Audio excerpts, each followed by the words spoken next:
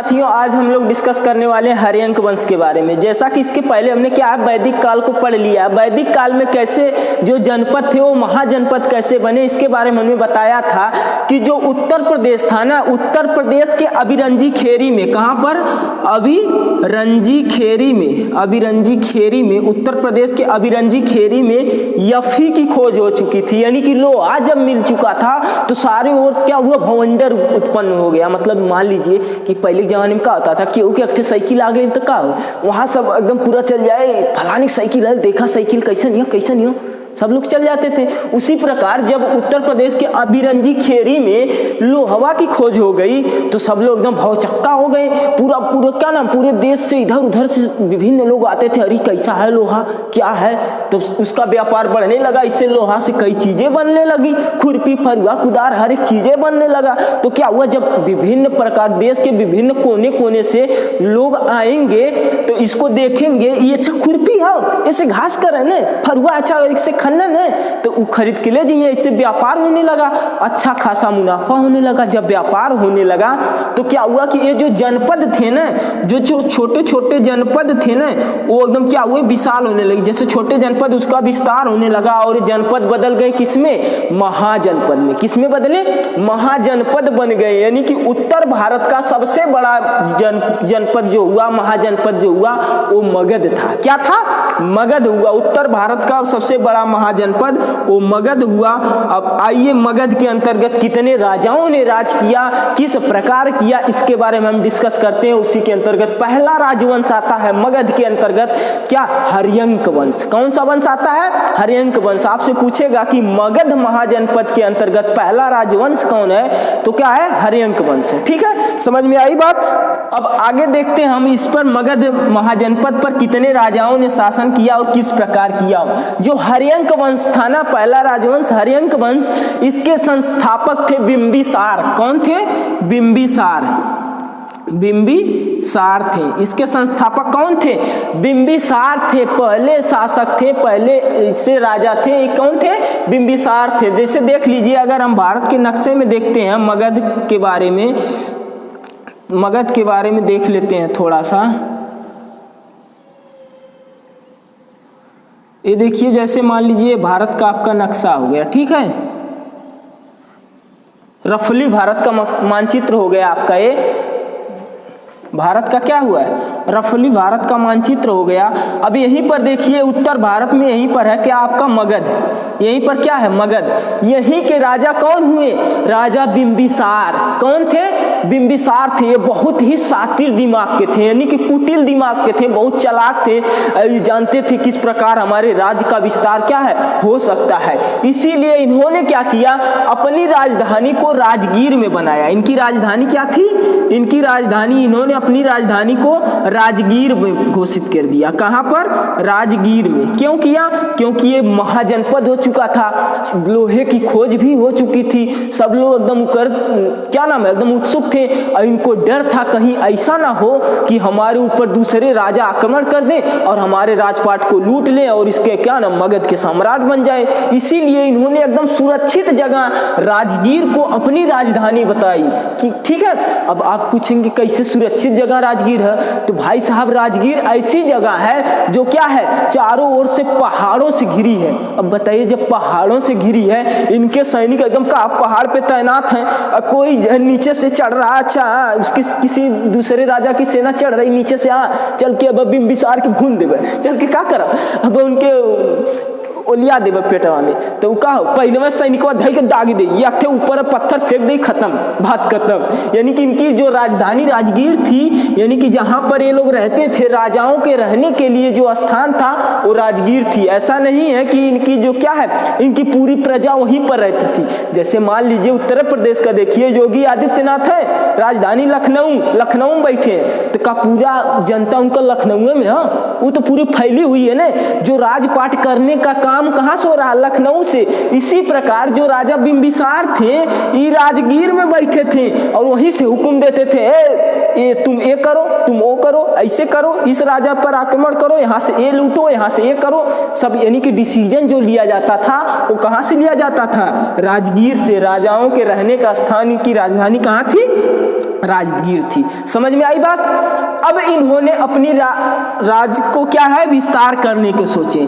इन्होंने इनके राज तो विस्तार था ही, लोहा की खोज हुई थी, बहुत व्यापार क्या नाम चरम सीमा पर था। इसके बाद इन्होंने जब अपने राज क्या किया, राज की विस्तार करने को सोचे, तो पहले यहीं पर देखिए जैसे मगध है, मगध की यहीं पर बिहार मान लीजिए यहाँ पर है, तो यहीं पर गंगा नदी है। क्या है? गंगा नदी है। इसके नीचे राज कर रहे थे और इसके ऊपर क्या है? वैशाली है। क्या है?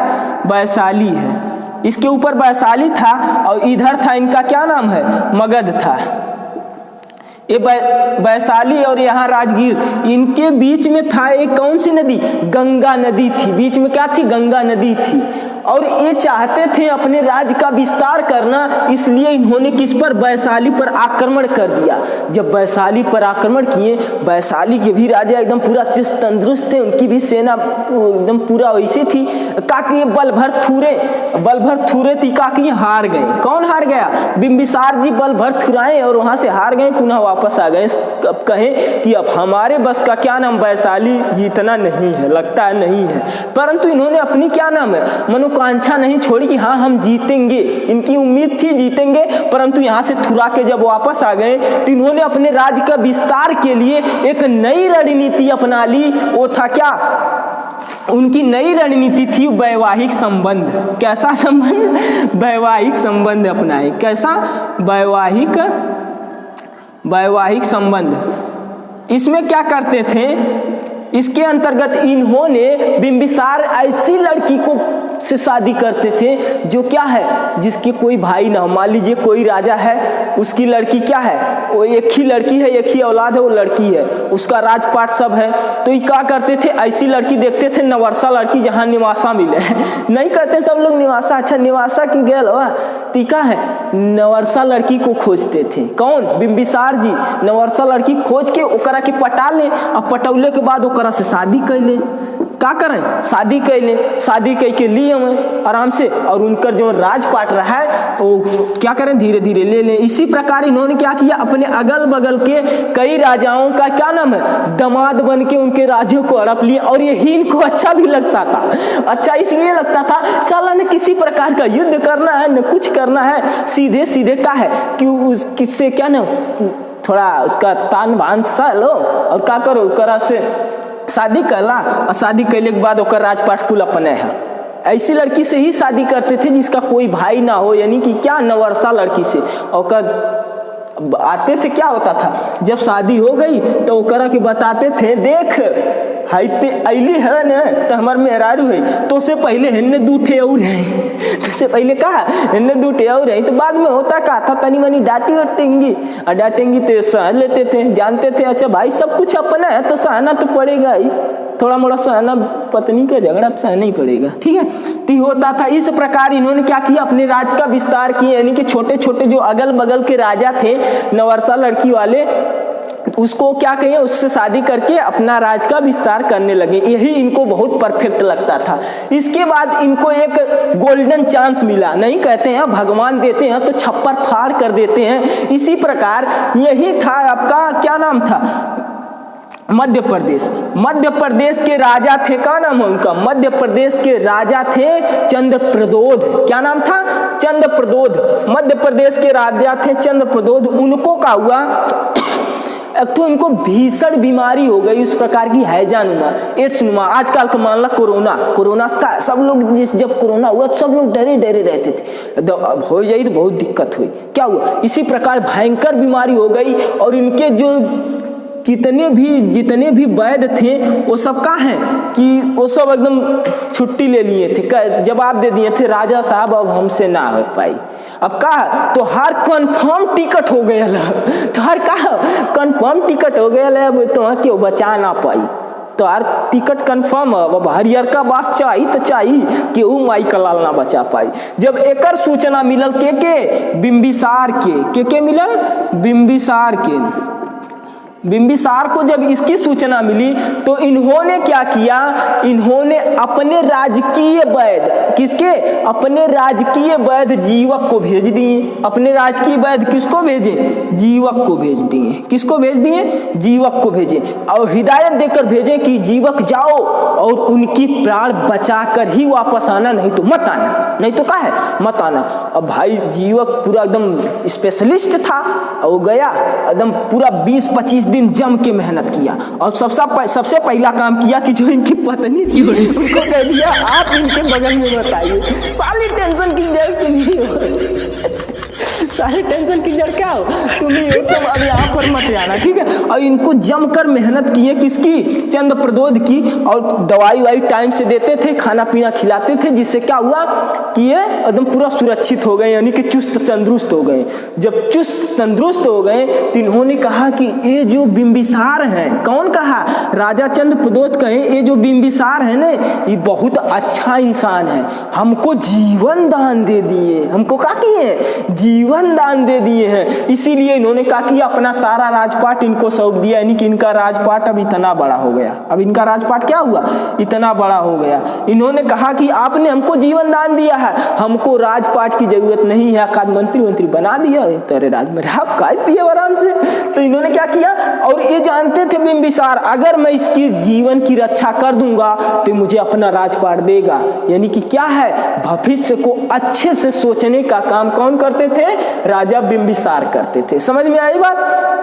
तो इन्होंने किस प्रकार अपने किया, पहला तो वैवाहिक संबंध बनाया, दूसरा क्या किया कि इनको अवंती के राजा जो थे, मध्य प्रदेश के अवंती के राजा चंद्रप्रद्योत की जीवन की रक्षा किए, और उन्होंने क्या किया कि अपना इनको राजपाट सब सौंप दिया है, ठीक है। अब बात आई, अब आगे चल के इन्होंने क्या किया, उसी समय हो रहा था बौद्ध धर्म का बहुत प्रचार प्रसार अच्छे से। महात्मा बुद्ध जी इनके ही शहर में रहते थे, मगध में ही रहते थे। तो क्या हुए, महात्मा बुद्ध से ये जो थे बिंबिसार बहुत प्रभावित थे, बहुत क्या है, बहुत ज्यादा प्रभावित थे। इन्होंने क्या किया कि अपने दरबार में बुलाए, और उनकी बातों से, उनकी दीक्षाओं से इतना ज्यादा प्रभावित हुए कि इन्होंने बौद्ध धर्म को अपना लिया। कौन धर्म अपना लिया, बौद्ध धर्म जब अपनाए तो वहां के जो पंडित जी थे, जो वहाँ के पुरोहित जी थे, वो लोग नाराज होने लगे। नाराज होने का मतलब क्या कि अब ये गलत रास्ता चुन रहे हैं, अब दूसरे लोग आएंगे हमारे राज्य पर आक्रमण करके इसको मिला लेंगे। तो ये लोग क्या किए, इनकर बेटवा थे, क्या नाम है, बिंबिसार का बेटा था अजात शत्रु। क्या नाम था, अजात शत्रु, यानी कि शत्रुओं से भी, ठीक है, यानी कि अजात शत्रु नाम था किसके बेटे का, बिंबिसार का बेटा था अजात शत्रु। अजात शत्रु को जाकर पूरा एकदम चढ़ा दिए कि देखिए आपको राजा नहीं बनने दे रहे हैं, क्या है। और ये अजात शत्रु जो था ये भी इतना बड़ा लोल था कि ये भी एक पटाया था, ये भी क्या किया था, पटाया था। जब उससे कहता था कि हमारी शादी कर, चलो शादी कर लेते हैं, तो वो लड़कियां कहती थी का तो उससे शादी करब, हमारे खातिर बहुत आवत है राजा महाराजा का रिश्ता, तो ऐसे हम शादी करब है, तू तो राजा बनता न हवा है, एक तो तोरे पिताजी हमें बिंबिसार जी ई का करत हमें, अपन ही शादी के चक्कर में पड़ल हमें, बुढ़ौतिया सदिये करत हमें, तो है राजा ने बनाई है, अब कौन दूसरा पैदा हुई वो राजा बन जाई, तम तो से का करे शादी करी। तो ये और ज्यादा गुस्सा में हुआ, तो इसने क्या किया, अपने पिता को ही क्या किया कि बंदी बना लिया, और भाला लेकर गया, धई के उलाट दिया, यानी कि क्या है, पिताजी को ही मार दिया। यानी कि दूसरा जो शासक बना मगध का, दूसरा शासक, पहले तो बिंबिसार, कौन था, बिंबिसार थे, और दूसरे जो शासक बने वो था इसका ही लड़का अजात शत्रु। क्या नाम था, अजात शत्रु। इसने अपने पिता की हत्या कर दी। किसकी हत्या कर दी, पिता की हत्या कर दी, इसीलिए इसे कहते हैं पितृहंता। क्या कहते हैं, पितृहंत्या, पितृहंत्या या कुड़िक भी कहते हैं। क्या कहते हैं, कुड़िक कहते हैं। क्या कहते हैं, कुड़िक कहते हैं, ठीक है। और इसने भी अपने पिता की रास्ता पर चलना शुरू कर दिया। इसने भी क्या किया, अपने पिता की रास्ता पर चलना शुरू किया।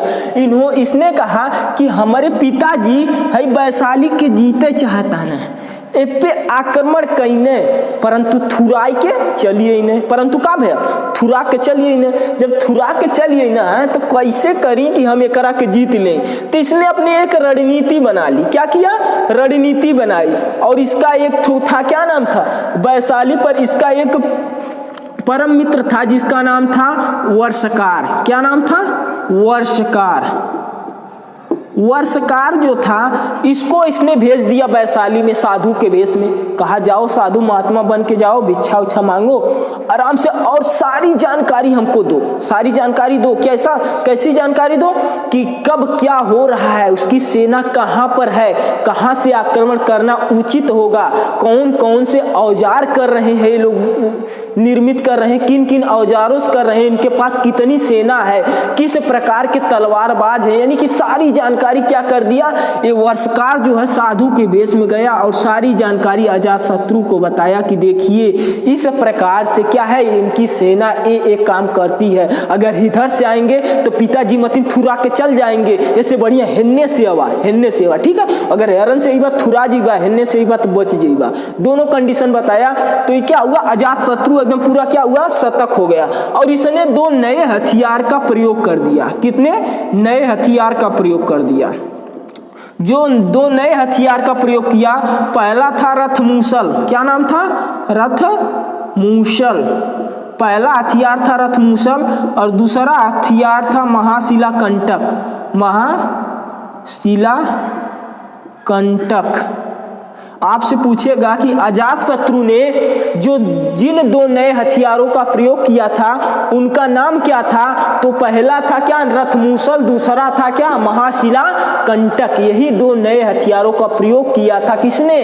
अजातशत्रु ने। अजातशत्रु ने। और इसने वैशाली पर आक्रमण किया और आक्रमण करने के पश्चात क्या हुआ कि ये जीत गया, वैशाली को जीत गया। और ये भी अपने पिता के रास्ते पर चलता था, अपने ही शादी के चक्कर में पड़ा रहता था। इसने भी क्या किया, अंत में जाकर बौद्ध धर्म को क्या किया, अपना लिया। पहले तो महात्मा बुद्ध के बहुत ही विरोधी था, पहले महात्मा बुद्ध के क्या है, बहुत ही विरोधी था। इसके ऊपर क्या नाम है, लोग एकदम इसके कान भर दिए थे, एक भी बात नहीं मानता था। परंतु जब इसको ज्ञात हुआ तो इसने अपने आप को बुद्ध के चरणों में समर्पित कर दिया और इसने ही कराई थी क्या नाम है, बौद्ध संगीति, जिसके बारे में हमने क्या है, बौद्ध धर्म में पहले ही बता दिया। ठीक है, अब बात करते हैं कि ये भी क्या करता था, ये भी राजगद्दी को खलिए नहीं करता था। ये भी क्या है, राजगद्दी को खलिए नहीं करता था। तो इसका पुत्र था उदाईन। क्या नाम था इसके पुत्र का? इसके पुत्र का नाम था उदाईन। क्या नाम था? उदाईन।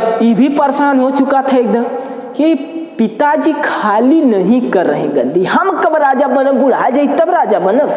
ये भी समझाता था, पिताजी अब आपकी उम्र समय हो गई है, आप आराम करिए, हमको राजा बनने दीजिए। देखिए है तो आप वैशाली को जीत चुके हैं, क्या हुआ है, अब हमारा राजपाट क्या है, बहुत बड़ा बन चुका है। हमारा राजपाट क्या है, यानी कि यहाँ से लेके इतना बड़ा बन चुका है। अगर अब सब जान जाई कि तू बुढ़ौती हम राज करत हत, कौनो राजा आई के उलाट दे, क्या करी, उलट दी। वैसे बढ़िया तू राजपाट खाली कह दा, हम राजा बन जाथिला। ये मनबे नहीं करता, कहता था बेटा अभी तू बेटा है, सयान नहीं हुआ है, ती नहीं घुसिया जाता था उदाईन। तो यो का किया, ले गया भाला धाई के पीछे से हुरेस दिया। यानी कि ये जो था अजातशत्रु अपने पिता की हत्या किया और इसका बेटा का है उदाईन, इसकी हत्या कर दिया। किसकी हत्या कर दिया? अजातशत्रु की हत्या कर दिया, मार दिया और स्वयं को अपने आप को क्या किया, महाराज घोषित कर दिया, यानी कि राजा बन गया। कौन बना? उदाईन राजा बन गया। उदाईन राजा बन गया और ये भली भांति जानता था, जब ये मगध का शासक बना तो इसने जान गया था कि हमारे अब्बा जी तो थे, अब्बा के अब्बा जी यानी कि बिंबिसार, वो तो इतना बड़ा मगध था, छोटे छोटे राजाओं का जो दामाद बने तो इतना हुआ, फिर अवंती को मिलाए तो इतना बड़ा हो गया था। अब हमारे जो अब्बा जी थे यानी कि अजातशत्रु, ये वैशाली को भी जीत लिए, तो यानी कि हमारा जो मगध है वो बहुत बड़ा हो चुका है। अगर यहाँ पर राजगीर में हमारी राजधानी रहेगी ना तो कौनो आके का करी, उमच देई, तो पूरा मगध खत्म हो जाई। तो एकरा खातिर इन्होंने क्या किया कि पहला काम किया कि अपनी राजधानी को सुरक्षित किया। सुरक्षित कैसे किया? अपनी राजधानी को राजगीर से उठाकर इसने ले दिया पाटलिपुत्रा में। कहाँ पर लाया? पाटलिपुत्रा में अपनी राजधानी को उठा लाया। कहाँ से? राजगीर से। अब आप कहेंगे कि पाटलिपुत्र कैसे है, पाटलिपुत्र कैसे सुरक्षित है? क्योंकि जो पाटलिपुत्र है ना, वो चारों तरफ से नदियों से घिरी है। इधर से एक ओर से सोन नदी अवथियत, एक ओर से गंडक अवथियत, एक ओर से क्या है? विशाल विशाल नदी यानी कि गंगा नदी, सोन नदी और क्या है? और गंडक नदी, यानी कि तीनों नदियां एकदम पूरा विशाल है। आप लोग जानबे करते हैं कितनी विशाल है वहां पर। तो तीनों नदियों का चारों तरफ से घेरी हुई है। किस स्थान को? पाटलिपुत्रा को। यहीं पर इसने अपनी राजधानी बनाया और कहा कि अगर जो भी आक्रमण करेगा तो नदी से आएगा, नाव से आएगा, बड़ी बड़ी जहाजों से आएगा, तो क्या करेंगे? उठा के पत्थर फेंक देंगे, ससुरा दब के मर जाएगा। क्या होगा? यानी कि सुरक्षित जगह अपनाया। कहाँ पर? पाटलिपुत्रा में अपनी राजधानी को विकसित किया और इसका साम्राज्य क्या है? सुरक्षित होने लगा। ठीक है। और ये जानता था कि हमने अपने पिता की हत्या की है, हमारे पिताजी अपने पिता यानी कि हमारे बाबा का हत्या कैले हैं, कहीं हमारो बेटा हमहू का हत्या ना कर दे। यही खातिर एकरा बेटा जो था वो नागदशक था। इसका बेटा कौन था? नागदशक। जब ये थोड़ा थोड़ा सयान होने लगा तो तुरंत जाके पूछता था, बेटा अगर शादी ब्याह करे कोई तो बता दिया, पहले में हम तो हर कह दे, हमके मारिया मत, हमके का है, हमके मार मत दिया। ये क्या कहता था हमेशा? बेटा आपकी शादी हम करवा देंगे, खाली बताइए, तू एक लाइन बताइए ना, हम तुरंत तुम्हारी शादी करा दे। ठीक है। तो ई का किया कि ई बच गया, यानी कि इसका बेटा नागदशक इसकी हत्या नहीं किया। ठीक है। इस प्रकार पहला कौन शासक बना? बिंबिसार। दूसरा अजातशत्रु। तीसरा उदयन बना। और इसके बाद उदयन के बाद आखिरी शासक बना था कौन?